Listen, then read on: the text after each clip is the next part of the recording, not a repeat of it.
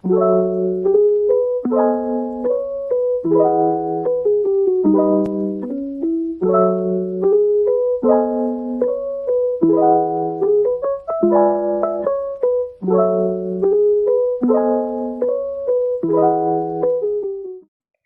gambut adalah lahan yang memiliki lapisan tanah kaya bahan organik atau C organik lebih besar 18% dengan ketebalan 50 cm atau lebih. Bahan organik penyusun tanah gambut terbentuk dari sisa-sisa tanaman yang belum melapuk sempurna karena kondisi lingkungan, jenuh air, dan miskin hara. Lahan rawa pasang surut merupakan lahan rawa yang genangannya dipengaruhi oleh pasang surut air laut. Tingginya air pasang dibedakan menjadi dua, yaitu pasang besar dan pasang kecil. Pasang kecil terjadi secara harian 1-2 kali sehari. Gambut terbentuk dari timbunan sisa-sisa tanaman yang telah mati, baik yang sudah lapuk maupun belum. Timbunan terus bertambah karena proses dekomposisi terlambat oleh kondisi anaerobik dan atau kondisi lingkungan lainnya yang menyebabkan rendahnya tingkat perkembangan biota pengurai. Gambut diklasifikasikan berdasarkan berbagai sudut pandang yang berbeda, diantaranya berdasarkan tingkat kematangannya. Gambut dibedakan menjadi 3, yaitu yang pertama gambut saprik atau gambut matang adalah gambut yang sudah melapuk lanjut dan bahan asalnya tidak dikenal, berwarna coklat tua sampai hitam, dan bila diremas kandungan serat lebih kecil 15%. Yang kedua, gambut hemik atau gambut setengah matang adalah gambut setengah lapuk. Sebagian bahan asalnya masih bisa dikenal, berwarna coklat, dan bila diremas bahan seratnya 15-75%. Yang ketiga, gambut bibrik atau gambut matang adalah gambut yang belum melapuk. Bahan asalnya masih bisa dikenal, berwarna coklat, dan bila diremas lebih besar 75% seratnya masih tersisa.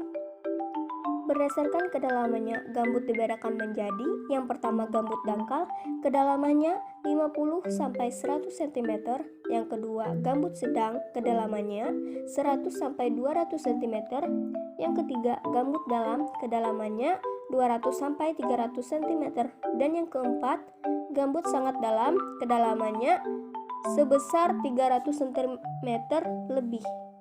Pembentukan dan klasifikasi lahan pasang surut berdasarkan pola genangannya atau jangkauan air panjang. Lahan pasang surut diklasifikasikan menjadi 4 tipe, yaitu yang pertama tipe A yang tergenang pada waktu pasang besar dan pasang kecil. Yang kedua tipe B yang tergenang hanya pada pasang besar. Yang ketiga tipe C yang tidak tergenang tetapi kedalaman air tanah pada waktu pasang kurang dari 50 cm. Yang keempat tipe D yang tidak tergenang pada waktu pasang air tanah lebih dari 50 cm tetapi pasang surut air masih terasa atau tampak pada saluran trasier. Ada beberapa penyebab kerusakan lahan gambut yang menjadi permasalahan dalam pengelolaan lahan gambut dan pasang surut, antara lain 1. Pengalih fungsian lahan. Anggapan bahwa gambut merupakan lahan tidak berguna merupakan salah satu penyebab kerusakan hutan dan lahan gambut. Gambut yang dikeringkan dan dialihfungsikan menjadi penyebab utama terjadinya kebakaran hutan dan lahan gambut. Hal ini berakibat pada kehidupan ekosistem gambut lainnya. Asumsi yang banyak berkembang bahwa lahan gambut adalah lahan tidur mengakibatkan maraknya pengalihfungsian lahan gambut. Salah satu contohnya adalah proyek pengembangan lahan gambut Megares Project di Kalimantan Tengah yang mengalihfungsikan lahan gambut seluas hingga 1.457.100 hektar untuk menjadi hamparan sawah. Selain itu, ketersediaan lahan mineral yang terbatas dan perkembangan industri bernilai pasar tinggi seperti kelapa sawit dan akasia membuat alihfungsi lahan gambut kerap dilakukan. Namun, lahan gambut yang akan digunakan harus dikeringkan terlebih dahulu dengan membuat kanal atau saluran air sehingga membuat lahan ini terdegradasi. Yang kedua, pengeringan. Alam dan manusia menjadi faktor penentu kekeringan di lahan gambut. Perubahan iklim yang berakibat pada manusia kemarau dapat membuat gambut menjadi kering. Selain itu, pengeringan lahan gambut sering dilakukan secara sengaja untuk mengubah gambut menjadi lahan industri, pertanian, dan perkebunan. Kegiatan pengeringan lahan gambut diawali dengan penebangan vegetasi alam gambut dan dilanjutkan dengan pembuatan kanal-kanal air untuk mengalirkan air yang tersimpan sehingga gambut cukup kering untuk ditanami tanaman industri seperti kelapa sawit ataupun akasia. Karena sifat tanah gambut yang memiliki ruang pori yang besar, ketika dikeringkan gambut akan menyusut sehingga terjadi penurunan muka tanah gambut yang subsiden. Subsiden tanah yang juga memiliki dampak berlipat karena mengakibatkan tumbuhan di permukaan gambut mudah tumbang, sehingga terjadi pengurangan tutup vegetasi di atas gambut yang kemudian mengurangi kelembapan di area tersebut. Yang ketiga, pembalakan liar. Pembalakan liar menjadi salah satu ancaman penyebab kerusakan lahan gambut. Kegiatan pembalakan liar dilakukan untuk mengambil hasil hutan kayu dan membuat akses lahan gambut yang masih alami untuk penanaman lahan gambut industri tersebut. Hal ini menyebabkan gambut kehilangan kondisi alaminya yang tetap basah sepanjang tahun akibat tutupan pohon atau biomasa yang hilang. Padahal tutupan pohon menjaga agar kondisi iklim mikro gambut tetap terjaga dengan cara mengurangi penguapan dan mempertahankan kelembapan area lahan gambut yang tinggi.